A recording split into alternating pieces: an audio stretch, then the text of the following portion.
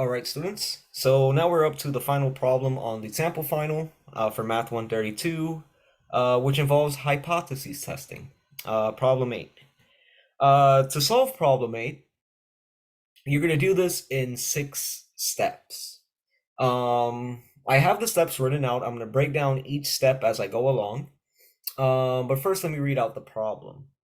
The problem states, consider a drug used to help prevent blood clots in certain patients. In clinical trials among 5,750 patients treated with this drug, 153 developed the adverse reaction of nausea. Use 0.10 significance level to test the claim that less than 3% of users develop nausea. So step 1 states that we have to state our null and alternate hypothesis. So for my class, I usually use the null as HO and the alternate as HA. If your professor uses the alternate as H1, that's also acceptable. You don't have to use my notation. Okay, now what we're doing here is a hypothesis test for proportions. So usually, or in most, or in all cases, when you're writing out your null hypothesis, you begin by saying that P is always equal to some numerical value, meaning that the population proportion is equal to some number or some percentage. The null hypothesis always includes the equal sign. The alternate hypothesis, on the other hand, depending on the wording of the problem, based on the wording of it, you can have that it's not equal, it could be a less than, or a greater than, right? It's one of the 3 cases. So for us, your null hypothesis is going to be that the population proportion is equal to 3%, right? So I'm just going to go all the way down here, write out step 1, and say, what is my null and alternate hypothesis? That's going to be my solutions to parts A in this problem. So my null hypothesis, again, we say it's HO. HO will be P is equal to 3%, which as a decimal is 0.03. Now for the alternate hypothesis, we're going to have HA is going to be P, I'm going to leave some space, and then write out the 0.03. The reason why I'm leaving some space there is because I got to figure out which symbol should I use. Not equal, less than, or greater than. Well, in this problem, it strictly states that we want to test the claim that less than 3% of users develop nausea. So therefore, I have to use the less than symbol. So we're going to have, for our alternate, P is less than 0.03, and that will be the original claim to this problem. So step 1 is essentially your solution to part A.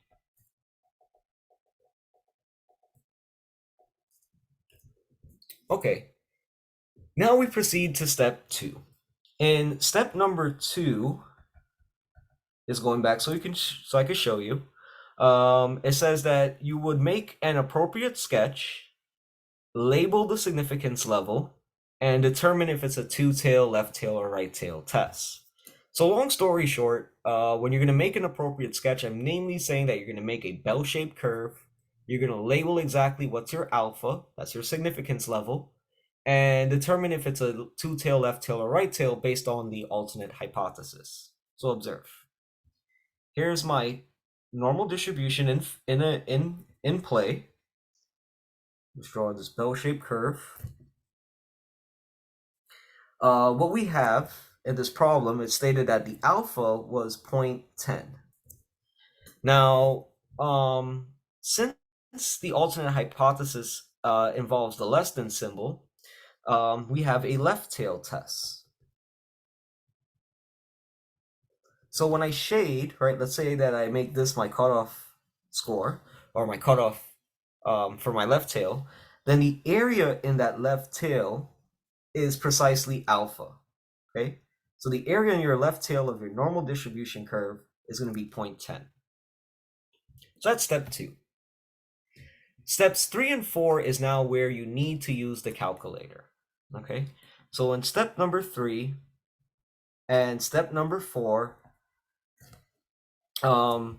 you would need to use the calculator, because what you're going to get is the test statistic, which I'm going to call z-test, and then you're going to get the p-value. So let's look back above, scroll up to show you how to do this in the calculator.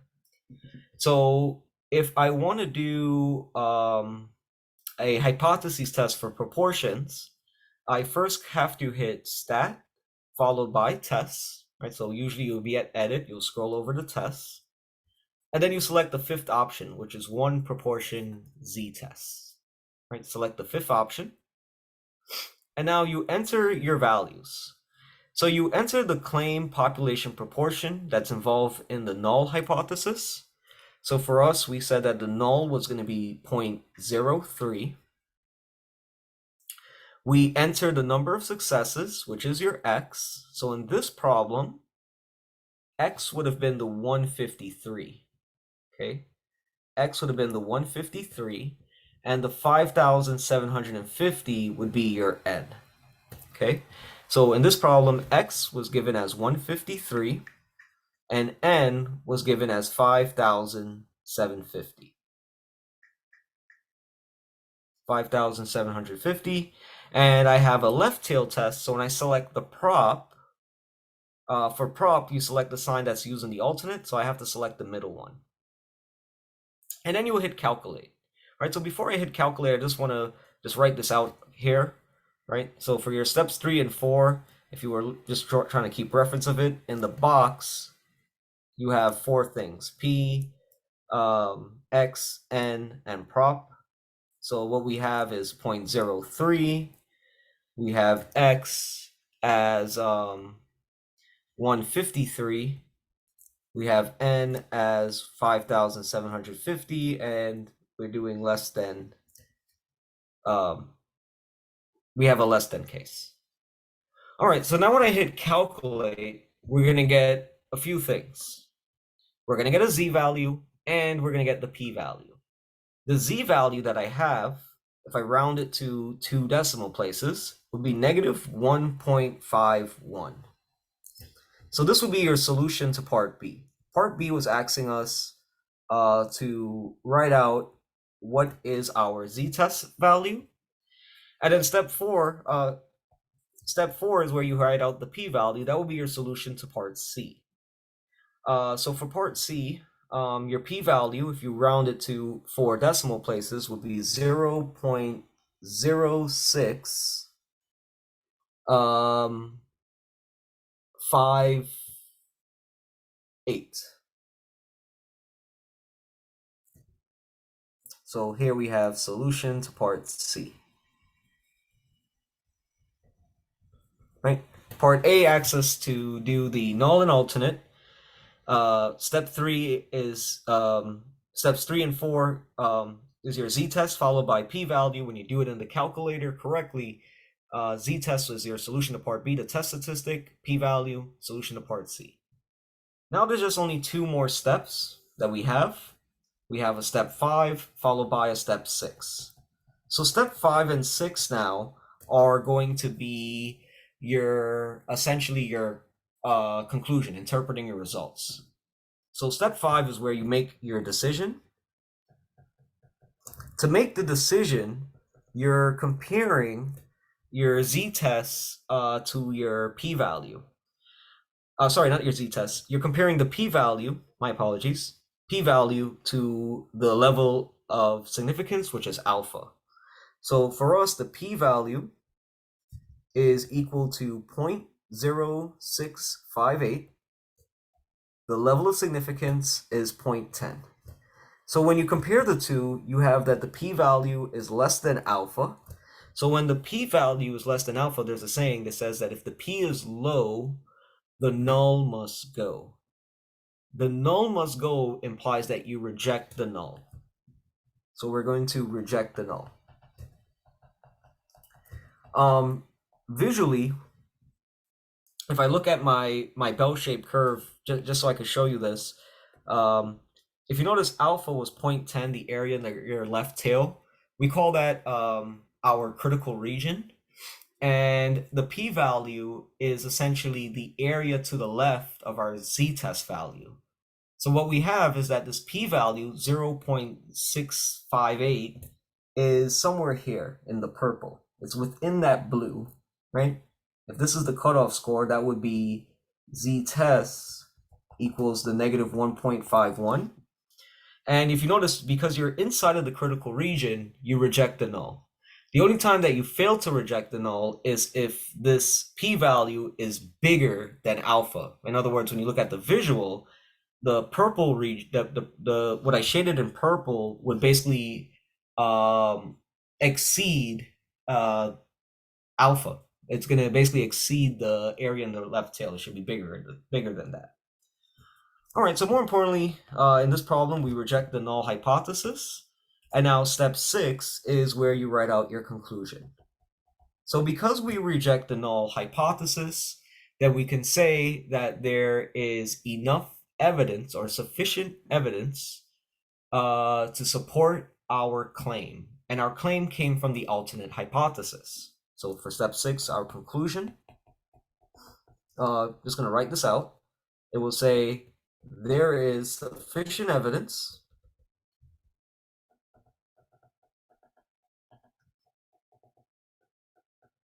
to support the claim that, well, what was our claim? Well, our claim was that less than 3% of users develop nausea. So I just need to write that out. That less than 3% of patients experience